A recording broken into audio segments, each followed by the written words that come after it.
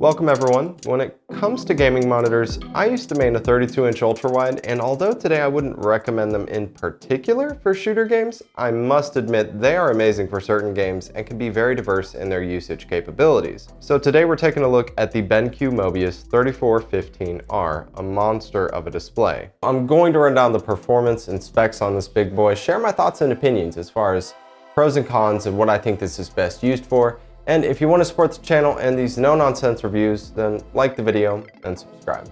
Alright, let's get into it. This is a 34-inch ultra-wide, resolution coming in at 3440 by 1440p, making this a 21:9 aspect ratio. It's an IPS panel with a 1900R curve radius, and it's a 2 millisecond gray-to-gray pixel response time. On the box, we see 1 millisecond MPRT.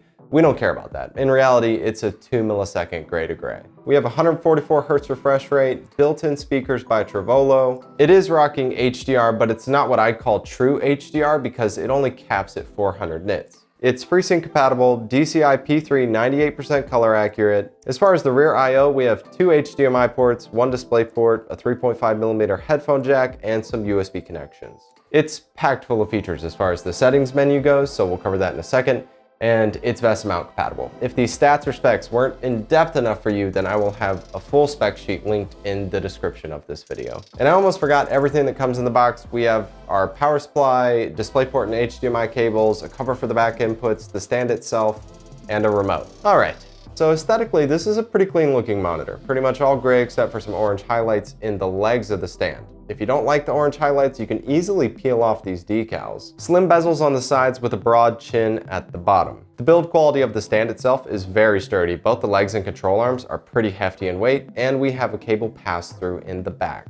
Assembly is easy enough. Just slide the control arm into the base of the stand where a mounting screw will fasten the two together. The monitor is mounted and removed with the quick release button in the back, and we have our VESA mount screws if we want to use a desk mount. But be wary, you would need a really heavy-duty desk mount to handle the weight of this monitor. Thankfully, the included stand does have some good height and tilt adjustment. At max height, I was 20 3/4 inches from the desk to the top of the monitor, and at its lowest point, I was 16.5 inches from the desk to the top. There is little to no play for pivot, but this display isn't meant to be viewed vertically, so that's understandable. Now, getting into the settings, I have to cover that these Mobiuz monitors are pretty much like the love children between BenQ and Zowie. If you don't know who BenQ Zowie is, they produce some of the most used top-rated tournament monitors out, period. And that's why a lot of the features that I use and enjoy on my XL2546 are built into this ultrawide. All right, so black equalizer lets you lighten up dark areas without overexposing the bright ones, helping you spot pansies camping in dark corners. And then there's color vibrance, which can liven up the color palette of relatively dull colored games. I use this to help spot enemies sooner in shooter games. AMA stands for Advanced Motion Accelerator, pretty much overcharging this liquid crystal display into faster responsiveness. This helps images become clear and present on screen faster, which can complement your reaction time in-game. Several different presets are there for the video and audio. We have PIP mode, which is picture-in-picture if you want to utilize multiple video inputs simultaneously, which is great for multitasking. There's also built-in features for blur reduction, blue light filters to reduce eye strain, and power-saving auto shut-off settings. All right, going into my analysis and jumping into the pros, IPS panels are the best for viewing angles and color accuracy, and getting to try out this monitor, which is curved, ultra-wide, it's massive size, 34 inches, it's IPS, and it has a 2 millisecond gray-to-gray pixel response time. It was just a really impressive experience. If you don't know or care to know the difference between IPS, VA, or TN panels, we did a vid covering this that you can check out. I'll have it linked in the description of the video. And I use a 1080p 240 Hz monitor for pretty much all of my gaming because I kind of only play shooter games. But now that I've used this, I really am considering jumping into some MMORPGs with this or just replaying Skyrim. Wait, I know you. The only mistake was you showing your face. That's something I'm supposed to deliver. Never should have come. I feel like it would be awesome. Another pro for me is that the stand was done right. And I say that because I have a 4K IPS monitor that I use for all of my video editing, and it had zero height adjustment. The only thing it could do was tilt adjustment, and that was a big con for me when I reviewed that monitor. So thankfully, I can use the included stand no problem. I also like that it comes with a remote. It makes menu navigation easy and convenient. I don't have to fumble with the controls on the bottom of the monitor. Changing the settings or inputs, muting the speakers is just a button press away.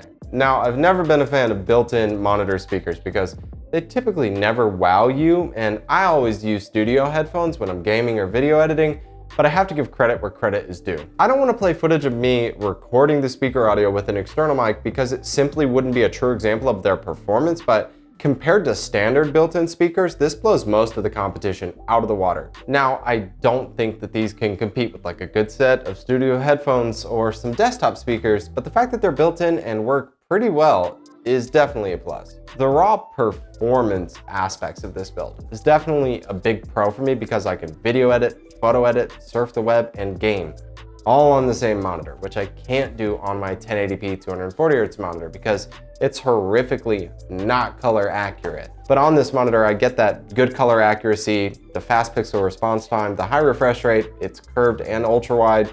It's just attempting to be a jack of all trades. Now, going into the cons or things I didn't like, and just looking at this monitor's position in the market. First off, the Brightness Intelligence Plus, which uses the front sensor to detect the ambient light in the room and adjust the settings on the monitor accordingly, is really there to save power and go easy on your eyes. Overall, I never use this while video editing or gaming, and I could see this getting use in like an office setup while banging out hours of Excel spreadsheets, but personally, I never use this feature. This particular model from BenQ Mobiuz is positioned to compete directly against the LG 34-inch Nano Ultrawides. We also see that LG has started implementing several features that Zowie innovated and just renamed them, like the black stabilizer and dynamic action sync, which is pretty much black equalizer and AMA from BenQ. The LG monitor that this competes against was originally priced at $1,200, and this monitor dropped priced at $1,000 in May. Since this monitor's release, due to both of these builds being near identical in performance, LG dropped the price of their 34-inch ultrawides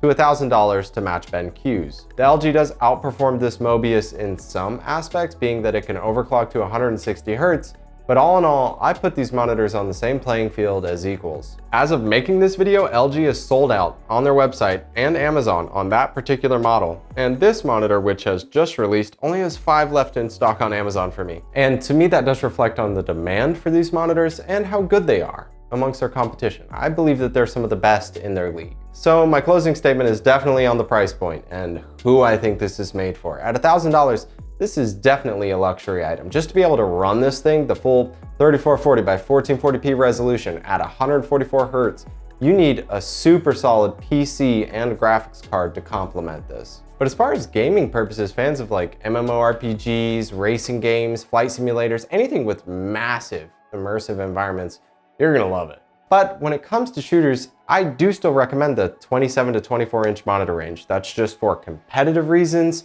I still enjoyed playing shooters on this, but if I was going hardcore competitive, I'd be on a 27 or a 24-inch monitor. At the end of the day, I believe this build is for people who want an extremely immersive experience and to be on some of the best tech possible while doing so. I could easily see this getting use in an office setup, a recording studio, or a gaming setup. It's just that diverse and well-rounded. I am looking forward to hearing your thoughts and opinions in the comment section below. What do you guys think? At this price point, is this display worth it? If this video helped you in your decision-making process, please don't forget to leave it a like, subscribe, share the content. It is greatly appreciated. Notification Squad, you guys rock. I look forward to seeing you all in the next one. Peace.